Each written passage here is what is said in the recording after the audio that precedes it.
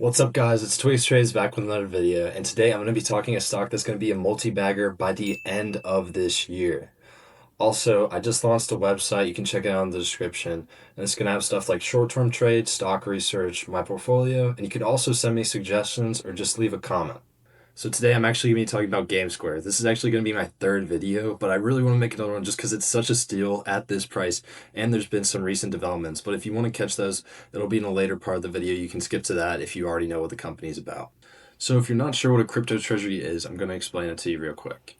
So the idea is you raise capital usually through issuing shares or taking on debt, and then you use that money to buy crypto to add to the treasury, usually Bitcoin or Ethereum, and sometimes they'll even try to earn a yield on that cryptocurrency by staking or lending it out. And the overall goal is to increase crypto per share. Now, if you're not quite sure what that means yet, I'll explain it in just a second. So this is one of the first companies to do a crypto treasury strategy, and this is MicroStrategy. That's the name of the company. And basically, we're taking a look at the valuation measure, which is MNAV.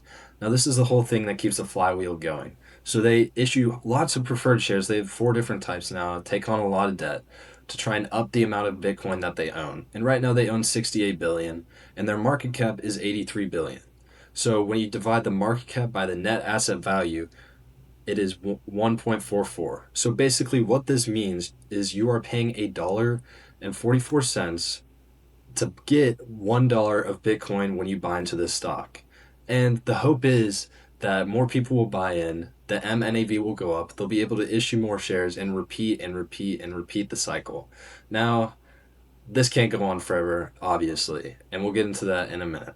But first, I want to show you one of the most popular Ethereum strategies out there, and it's MNAV. This is another popular crypto treasury company called Bitmine Emergent Technologies, and they buy Ethereum, unlike the last one, which bought Bitcoin. Now, they actually generate a 5% yield on that, which is not a lot, especially when annualized, but their MNAV is 1.1. Now, this used to be on their site. They used to have a page with all their holdings, but things aren't looking as bright for them now. Their stock's not been doing too well.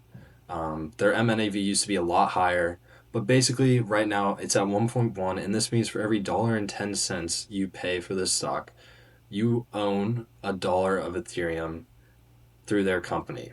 So not a good deal. You usually don't want to be paying more for something when you could just buy it straight up. You don't want to pay, $2 for $1 of something, but that's what these companies rely on. And it used to be where you'd pay $2.50, $3 for it. So this is a graph that shows the MNAVs of cryptocurrency treasuries from the past few months. Now, in the beginning, they were really heating up. You can see it's like almost 7. They were above 4, but they've really dipped down below since then. Kind of the hype has kind of died down, and they're all gravitating towards that 1 MNAV, which makes sense because you don't want to be paying more than $1 for something when you could just go out and get it yourself. So this flywheel strategy can't go on forever, especially if cryptocurrency prices stay stagnant. But if they do rocket up sometime, this will help them out a lot, and they'll probably be able to continue that flywheel process. And that's why they've been able to do it so far. During this summer, there was a lot of cryptocurrency hype. Now that's kind of died down or stayed stagnant. It won't help out at all.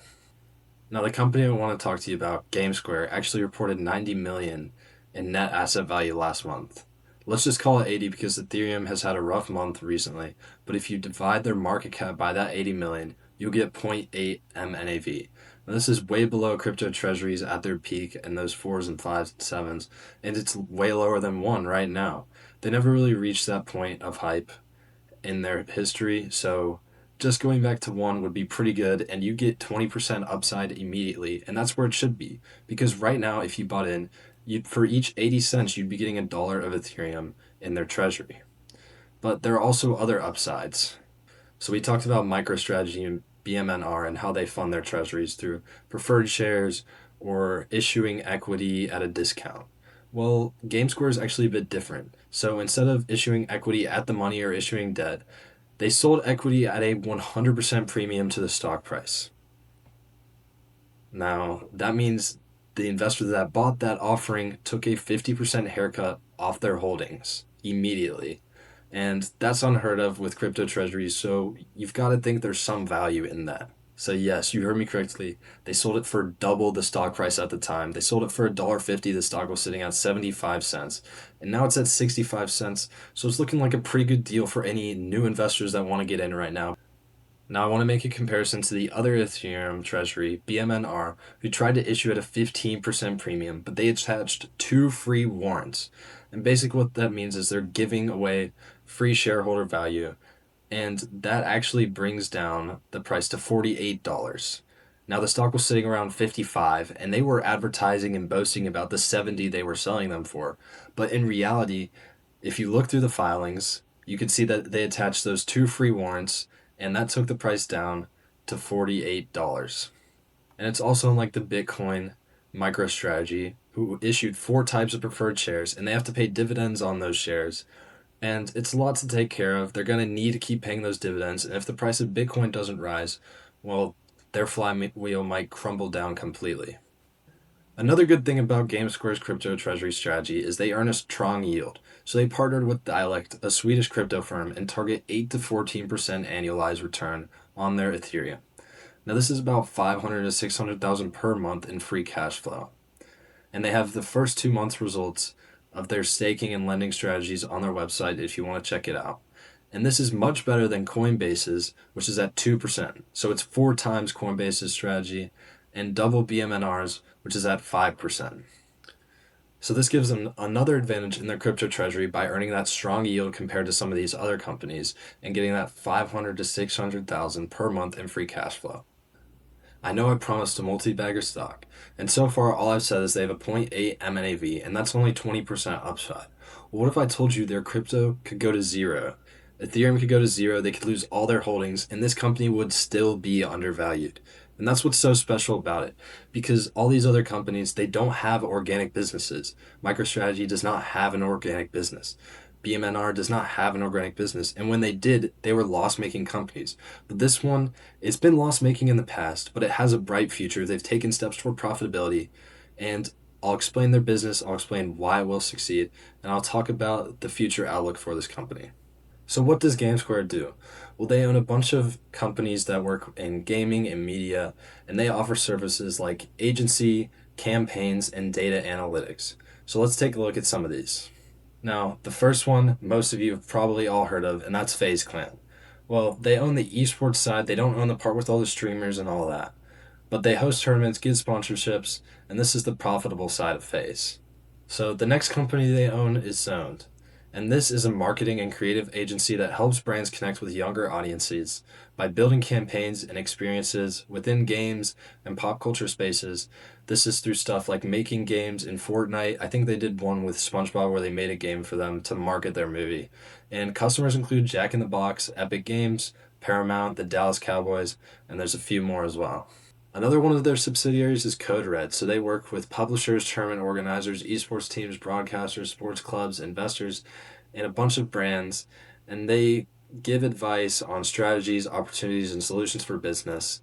And customers include Bud Light, Blizzard, London Spitfire, ESL, Dark Zero, and there's plenty of more. This is probably their biggest and most important subsidiary. So they provide advanced analytics and they measure viewership and engagement on Twitch, YouTube Live, Kick, all those streaming platforms. And they work with game publishers, brands to help them navigate this space, and they give them access to all this data analytics to look at. And the best way to market their products, and if they want to enter the market, do anything like that. And some of their customers include Riot Games, YouTube, Google, NASCAR, Microsoft, EA, Blizzard, and there's a bunch more of those as well. Here's another one, SideQuick. So they help manage creators to market products for brands. And here's just a couple of their customers. These are some of the big ones. But it's a big help for brands, helping pick out the influencers, which best helps to target their market. So all these businesses cause them to have end-to-end services from agency to data analytics to advertising, and this makes it a one-stop shop for advertisers and influencers, and no other competitor has that. They have one part of it, maybe the agency, maybe they have the advertising part of it, but nobody has that end-to-end with the data analytics, the agency, all that stuff. So they have a great moat for this industry, and it works out in their favor. It makes competition really hard. So the company, part of the reason why the stock isn't as high as it should be is because they haven't been profitable. But what people don't see is the potential building up and what they've done to work to become profitable. So I'm going to talk about a few of those points now. And the first is they got rid of phase media. So there was two parts of phase, the esports and the media side. They got rid of the media because that burned through $2.5 million every quarter. Now that's $10 million a year. So this cuts out a lot of those issues.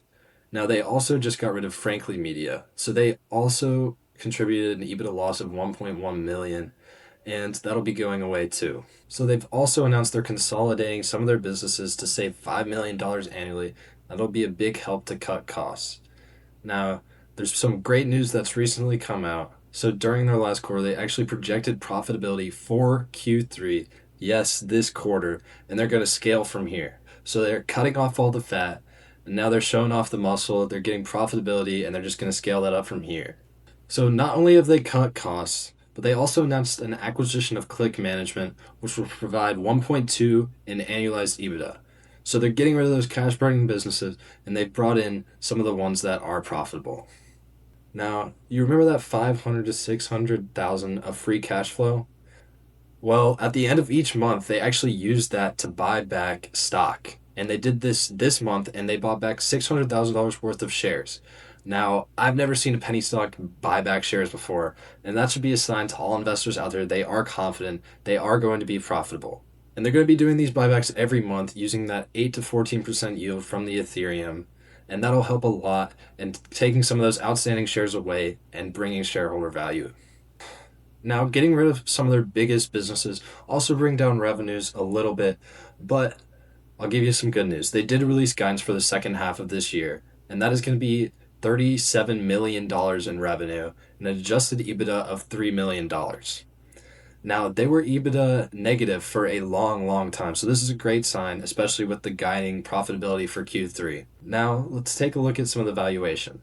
So let's assume they do $80 to $85 million in revenue next year. Now we'll take the $37 million from the second half, and media and gaming is a high growth industry, so let's just say 80 to 85.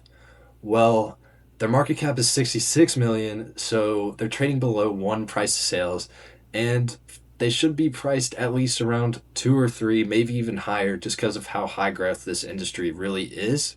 But the reason they aren't priced around there is profitability. Now, they also need to be profitable to help get that price to sales of 2 or 3 valuation. So they're cutting costs, and they only need a few million to have a ridiculously low PE ratio. Now, just $1 million each quarter would put them at a 17 PE ratio, which is extremely low for a media company.